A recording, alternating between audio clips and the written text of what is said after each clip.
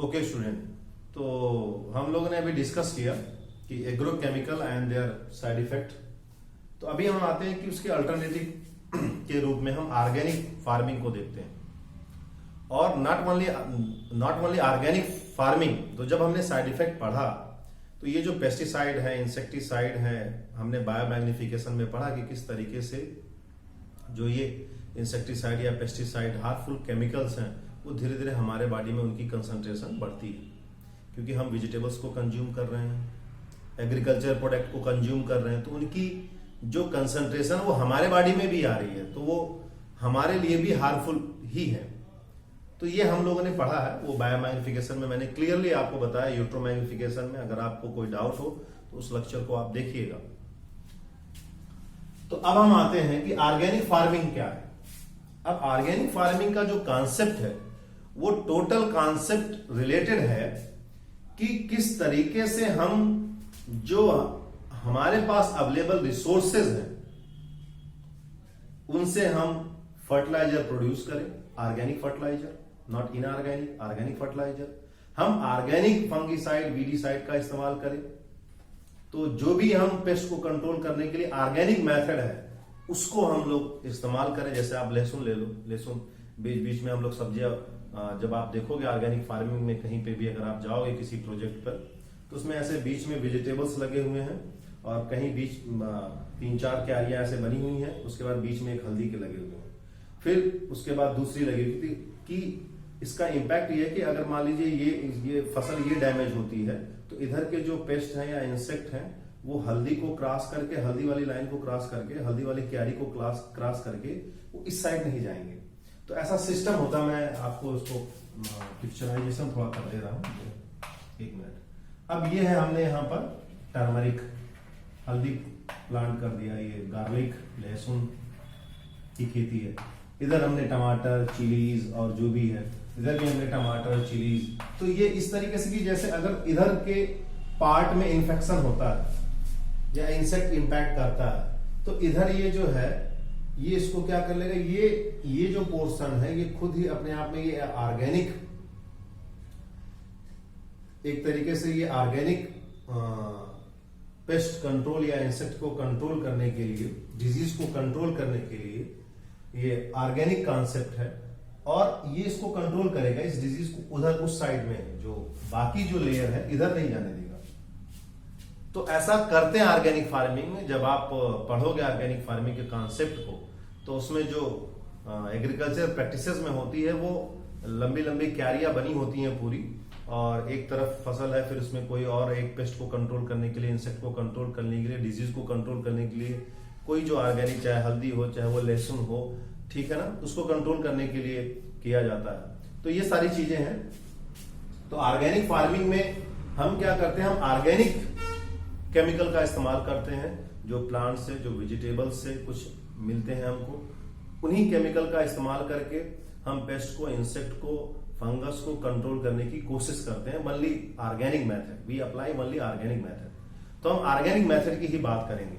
तो जैसे मैंने बताया लहसुन के लिए ये होता है ऐसा, ठीक है ना। अभी हम कभी डिटेल में डिस्कस करेंगे एक ऑर्गेनिक फार्मिंग टॉपिक पर। तो अब आते हैं, तो इसमें जो प्रोजेक्ट हमने डिस्कस किया कि भाई मैंने बताया आपको कि मेन प्रॉब्लम क्या है, कि we try to increase agriculture output so that, अब ये क्रॉप प्रोडक्शन हम क्यों बढ़ाना चाहते हैं, एग्रीकल्चर आउटपुट क्यों बढ़ाना चाहते हैं, ताकि किसान को लाभ मिल सके, उसकी इनपुट कास्ट घट सके। प्रॉब्लम आज के रेट में क्या है कि जितना प्रोड्यूस नहीं हो रहा उतना कास्ट लग जा रही है। तो जो इनपुट कास्ट है बिकॉज ऑफ दीज एग्रोकेमिकल वो इंक्रीज हो रही है। अब एग्रोकेमिकल का इंपैक्ट हार्मफुल साइड इफेक्ट भी है, हमारे बॉडी पे भी पड़ता है, अदर लिविंग ऑर्गेनिज्म पे भी पड़ता है, जिसको हमने पढ़ा है बायोमैग्निफिकेशन, यूट्रोफिकेशन में। तो ये हमने ऑलरेडी डिस्कस किया है। तो अब हम क्या कर रहे हैं, जब हम इंटीग्रेटेड ऑर्गेनिक फार्मिंग कॉन्सेप्ट को अप्लाई कर रहे हैं तो ये 2 चीजें करेगा। एक तो हार्मफुल इफेक्ट को कंट्रोल करेगा, side effect of agrochemical, harmful effect of agrochemical, ये इसको कंट्रोल करता है। दूसरा ये है एग्रीकल्चर आउटपुट को बढ़ाएगा, क्रॉप प्रोडक्शन, क्रॉप यील्ड को बढ़ाता है। तो ये इंटीग्रेटेड ऑर्गेनिक फार्मिंग। अब क्या है इंटीग्रेटेड ऑर्गेनिक फार्मिंग? तो इसमें एक साइक्लिकल और जीरो वेस्ट प्रोसीजर हम अप्लाई करते हैं। जीरो वेस्ट प्रोसीजर मतलब एक ऐसा इंटीग्रेटेड चेन जिसको हम लोग बोलते हैं, ठीक है ना, agriculture in chain process, agriculture in chain process. चलिए मिसाल के तौर पे मैं आता हूं आपको एक एग्जांपल के साथ। सपोज कर लिया कि हमने ये हमारा 2 एकड़ लैंड है, 2 एकड़। अब हमने क्या किया इसमें, अब हमने यहां पर क्या किया, हमने इस साइड में छोटा सा एक डेयरी फार्म बनाया।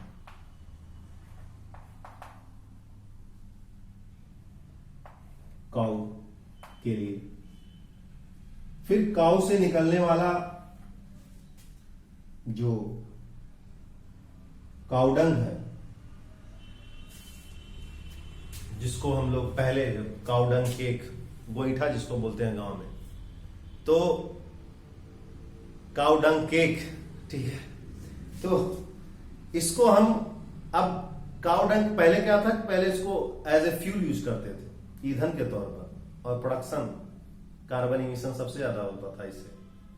तो अभी क्या है कि अब हम इसको जो है, इसको हम वर्मी कंपोस्ट में बदल देते हैं। वर्मी कंपोस्ट जिसको गोल्ड बोला जाता है, गोल्ड की तरह से, सोने की तरह, सोने मतलब ये जैसे हम बोलते हैं ना, जैसे कोयले को बोला जाता है ब्लैक गोल्ड, उसी तरीके से अगर हम ऑर्गेनिक फर्टिलाइजर में आए तो ये वर्मी कंपोस्ट जो है, ये सबसे प्योर फर्टिलाइजर है, वर्मी कंपोस्ट जिसको हम बोलते हैं, वर्मी कंपोस्ट का सेट बनाया। फिर ये आपने वेजिटेबल्स लिया, वेजिटेबल्स प्रोडक्शन किया। फिर यहां ट्रेडिशनल फार्मिंग हमारी, एग्रीकल्चर, चाहे वो व्हीट, राइस से रिलेटेड हो। फिर हमने यहां पर एक फिश के लिए बना रखा,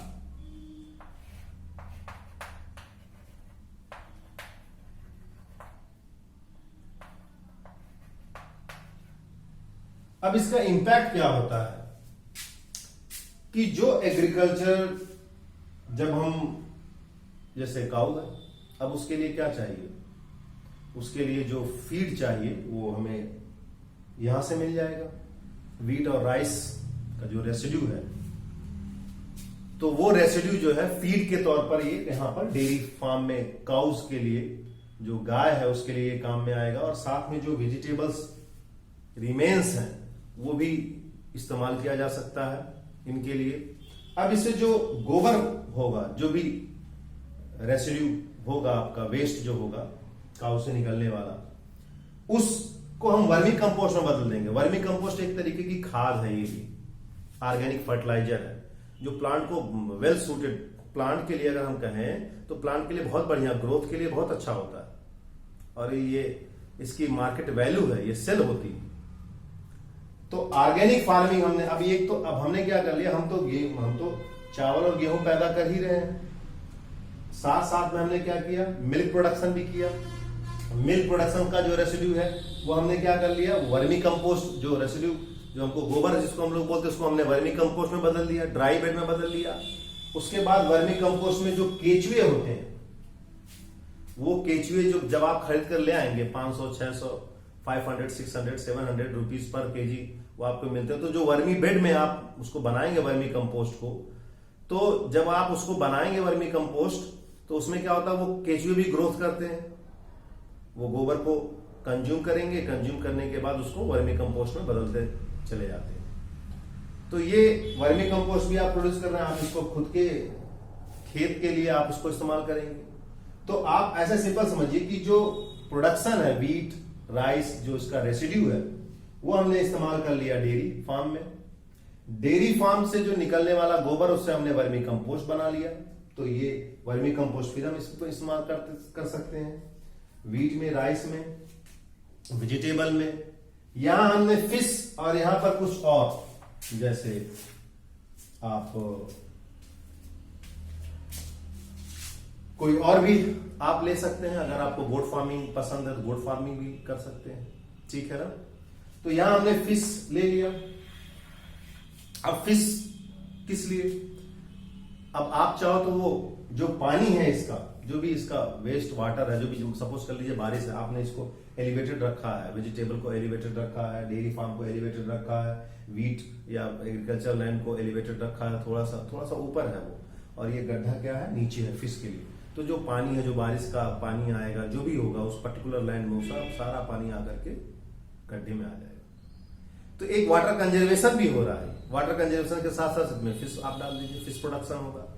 अब अगर समर सीजन में वाटर लेवल कम होता है तो आप इस जो तालाब है, पॉन्ड है, जो उसमें जो प्रेजेंट वाटर है, जिसमें कि हम बोलते हैं वो अमोनिएटेड वाटर है, फिश जो है, फिश का जो वेस्ट होता है वो अमोनिया होता है। तो वो जो अमोनिएटेड वाटर है, आप उसको राइस फील्ड में भी इस्तेमाल कर सकते हैं, आप उसको वेजिटेबल में इस्तेमाल कर सकते हैं। वो भी एक तरीके से ऑर्गेनिक फर्टिलाइजर होता है। Bacteria convert ammonium ion, bacteria ammonium ion को नाइट्रेट आयन में कन्वर्ट कर लेते हैं।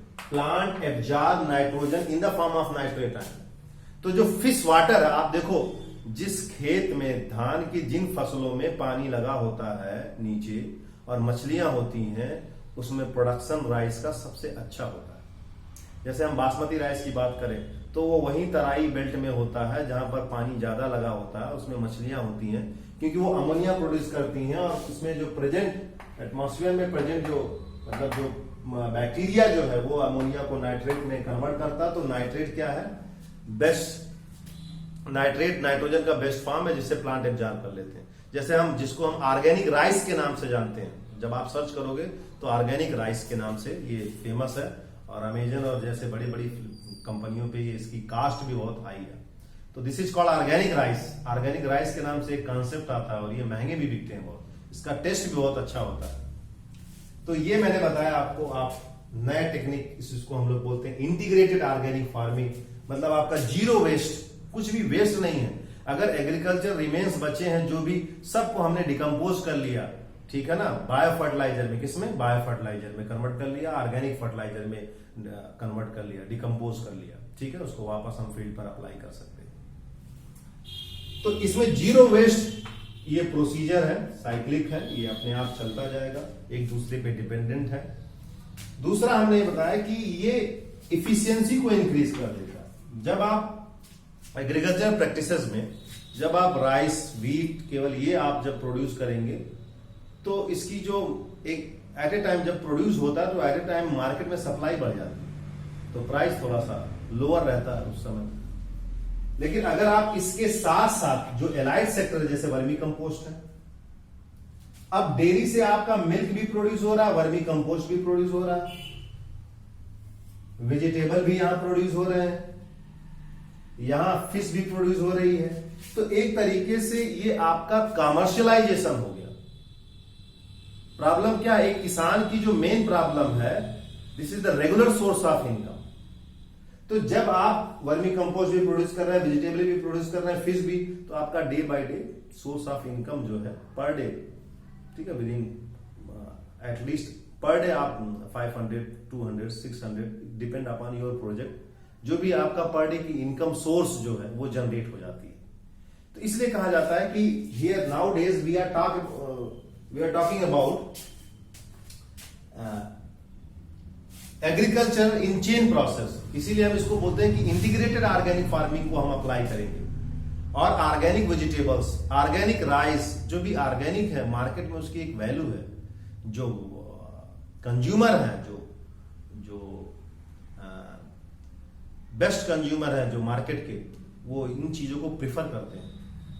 कोई भी केमिकल, आज के डेट में सभी को इंफॉर्मेशन है कि भाई जो वेजिटेबल्स है वो उनमें केमिकल, पेस्टिसाइड, इंसेक्टिसाइड का ज्यादा इस्तेमाल किया जा रहा है। तो वो कोशिश करते हैं कि हमको ऐसे सोर्स से लेना जहां से एग्रो केमिकल कम हो, जहां से ये सब इंसेक्टिसाइड या जो भी है इनमें वो सब्जियों में, वेजिटेबल में छिड़काव कम हुआ। तो ये हम देख सकते हैं, ये ऑर्गेनिक फार्मिंग का मैंने बताया। अब मैं हरियाणा की बात ले रहा हूं। ये रमेश चंद्र डागर, जब आप एनसीईआरटी पढ़ेंगे इनका एग्जाम्पल दिया गया है। इन्होंने एक इंटीग्रेटेड ऑर्गेनिक फार्मिंग के कॉन्सेप्ट को अप्लाई किया और लोगों को ये दिखाया भी कि किस तरीके से हम इस इंटीग्रेटेड ऑर्गेनिक फार्मिंग से हम किसान को बेनिफिट पहुंचा सकते हैं। और हरियाणा किसान वेलफेयर क्लब भी बना वहां पर, जिसमें 5,000 फार्मर उससे जुड़े हुए हैं। अब आप देख लो आज के डेट में अगर हम बिजनेस की बात करें, इस लॉकडाउन में अगर हम बिजनेस की बात करें तो दो ही चीजें, एक तो मेडिकल फैसिलिटी, एग्रीकल्चर प्रोडक्शन या जो भी है, ये चीजें बस आपकी प्रोहिबिटेड नहीं है, यही कंटिन्यू है, क्योंकि जिंदा रहना तो इस पे ये इस पे तो हमको डिपेंड ही है, ये हमारा टोटली हम डिपेंडेंट है एग्रीकल्चर प्रैक्टिसेस पे। तो ये आप ऐसे समझिए, आप जो हमारे यहाँ के किसान है वो ट्रेडिशनल तरीके से, जो ट्रेडिशनल टेक्निक है उसको अप्लाई कर रहे हैं कि भाई नहीं ठीक है, हमने 2 फसल प्रोड्यूस कर ली, एक गेहूं हो गया, एक ठीक है ना धान हो गया, उससे हमारा काम चल जा रहा। नहीं, आप इसको एक रेगुलर सोर्स ऑफ इनकम के रूप में भी आप इसको देख सकते हैं with the help of integrated organic farming. Okay student, तो मेरे हिसाब से आपको इसका एडवांटेज समझ में आया होगा।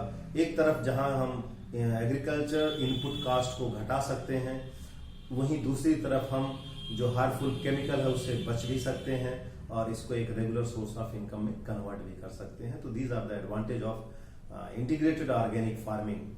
Okay, thanks.